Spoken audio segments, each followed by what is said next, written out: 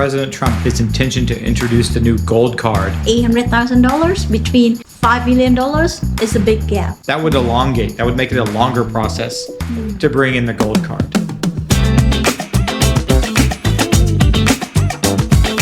Xin chào quý anh chị, chào mừng quý anh chị quay trở lại với kênh của Citizen Pathway và Trúc đang ngồi đây với Christian Triantaphyllis, luật sư trưởng mảng di trú hãng Jackson Walker. Thank you, Trudy.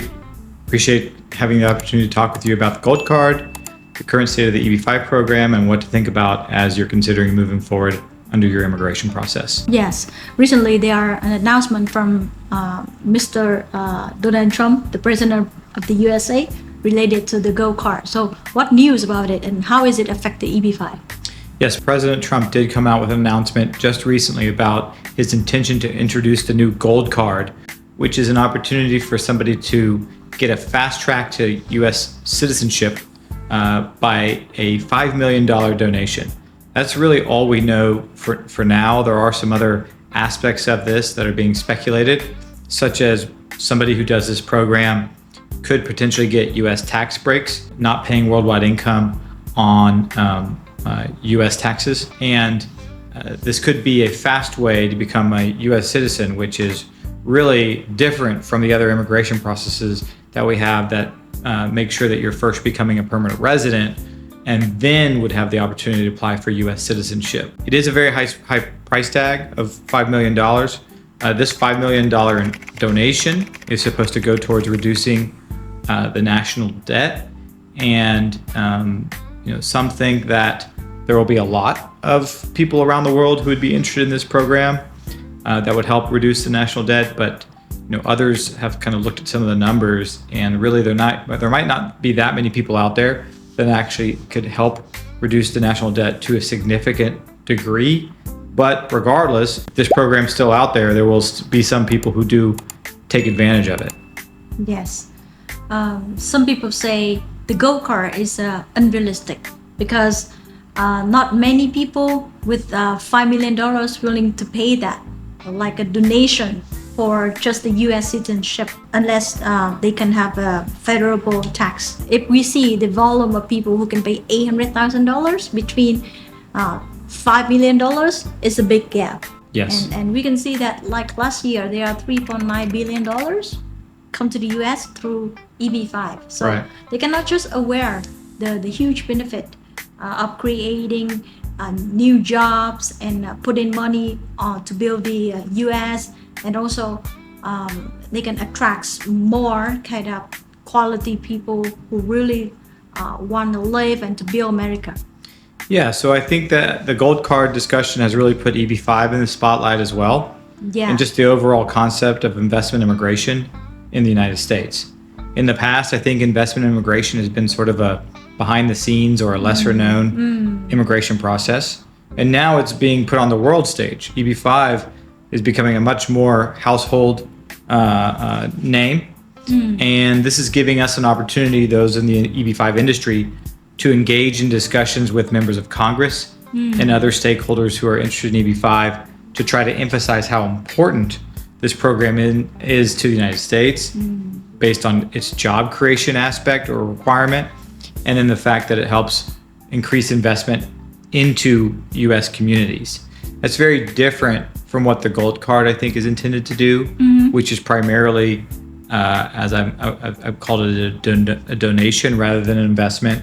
And it's really going towards the purpose of reducing the national debt. So these are very different, yet can be very parallel opportunities for people to look at when being interested in immigrating to the United States. Yes. But I don't think it means that the EB-5 program should be going anywhere. Yeah. I think it actually helps us talk more confidently about the benefits of EB-5, about how much money on an annual basis is bringing to the U.S., which is very beneficial for local communities and the federal government to take advantage of. Yes, that's very great points because we see that it can be kind of, we can continue the EB-5 and they can add more type of visa, like this type of gold card visa. It's still direct into kinds of groups of people who can kind of eligible and would like to have that benefit. and it can still growing together. That's Right. very good point. So how is it affect the people who already submit the petition for EB-5, who want to do the EB-5?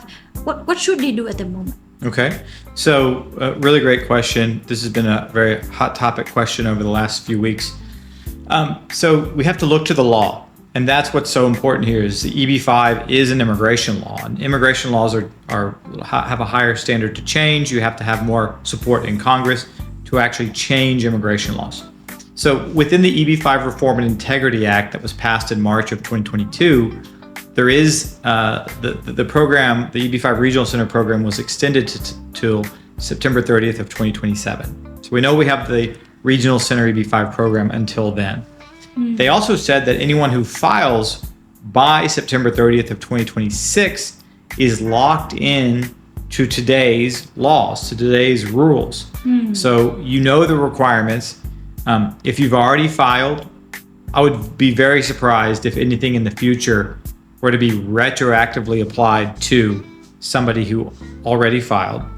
And we have the law that protects these investors. In addition, those people who are thinking about moving forward today, we know we have this ability to lock in you under the program and the requirements of the program, so long as you invest and file by September 30th of 2026.